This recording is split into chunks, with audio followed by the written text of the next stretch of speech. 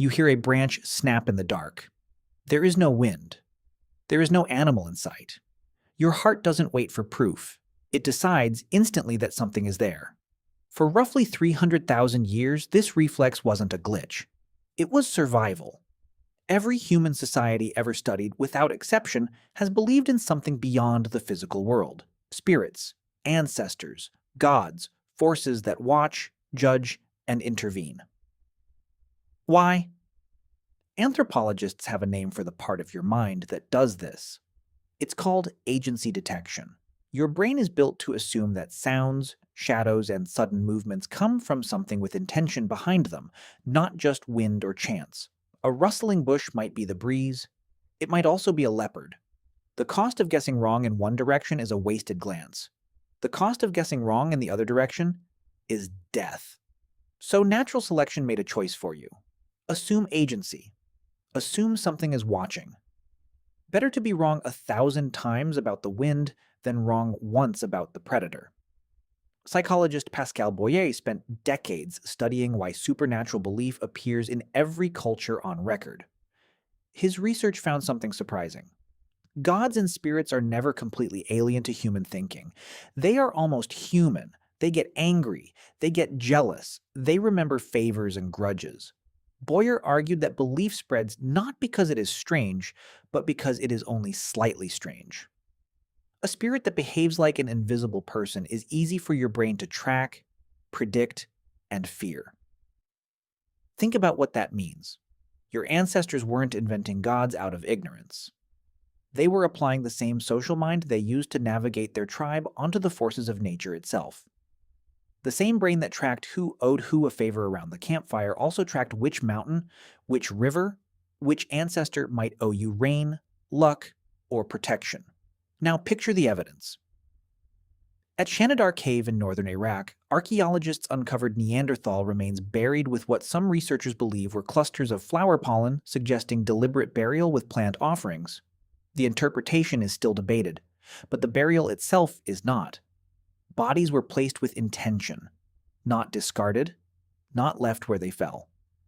At Sungir, in Russia, 2 children were buried around 34,000 years ago, wearing thousands of painstakingly carved ivory beads, each one representing hours of labor. Why spend that much effort on the dead? Because for your ancestors, death wasn't an ending. It was a transition, and transitions require ritual. Archaeologist Klaus Schmidt uncovered something even stranger at Göbekli Tepe in modern-day Turkey. Massive carved stone pillars arranged in circles built roughly 11,600 years ago. This was before agriculture, before permanent villages, before writing. And yet hunter-gatherers organized themselves to quarry, carve, and raise stones weighing many tons for what appears to be religious purpose alone. Let that sink in. Religion may not have followed civilization. It may have helped build it. So let's reconstruct a moment. Picture a small band of early humans, maybe 20 or 30 people gathered around a fire as the sun drops behind the hills. The orange light fades to indigo. Someone's child died last season, of a fever no one understood. Someone's hunt failed for the 3rd day running. The world felt cruel and arbitrary. Now imagine a story passed down that says otherwise. That says the spirits of the ancestors are watching, that the failed hunt was not random, but a message, a test, a consequence that can be understood and corrected through ritual.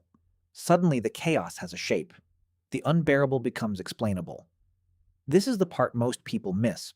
Religion wasn't only about fear of the unknown, it was about control over the unknown.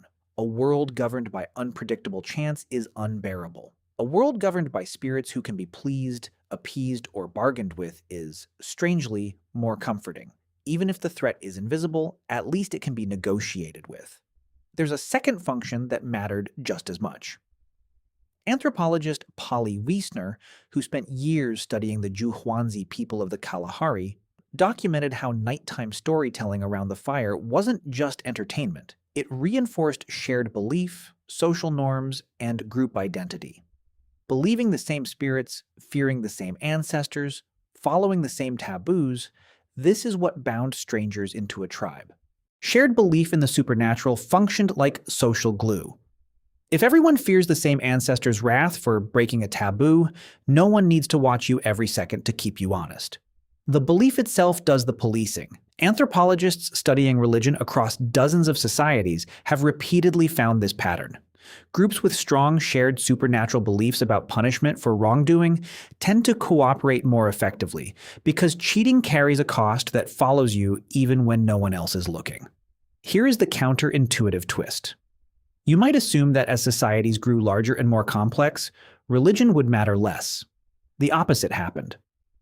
Researchers studying the historical spread of large-scale societies have found that belief in moralizing gods who actually care whether you're honest or cruel, tends to appear right around the same time populations grow too large for everyone to personally know or watch each other. When you can no longer rely on gossip and face-to-face reputation to keep 10,000 strangers honest, you need something that watches everyone all the time, even in private. An unseen, all-knowing enforcer is remarkably efficient at solving that problem. In other words, gods didn't just comfort ancient humans. They may have made large-scale cooperation possible in the first place. Now bring this back to you. You may not believe in ancestral spirits. You may have never set foot in a temple, but watch what your mind still does. You knock on wood. You avoid saying certain things out loud in case you jinx them. You feel a room differently when someone tells you it's haunted, even if you insist you don't believe it. Your brain has not stopped detecting agency in randomness. It has simply run out of campfires to gather around. The same wiring that made your ancestors bury the dead with flowers and carve stone circles by hand now shows up when you check your phone during a moment of bad luck, half expecting some invisible hand behind it. You are not superstitious because you're irrational.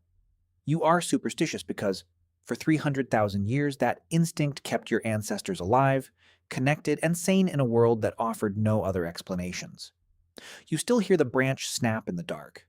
Your heart still decides instantly that something is there. It always has.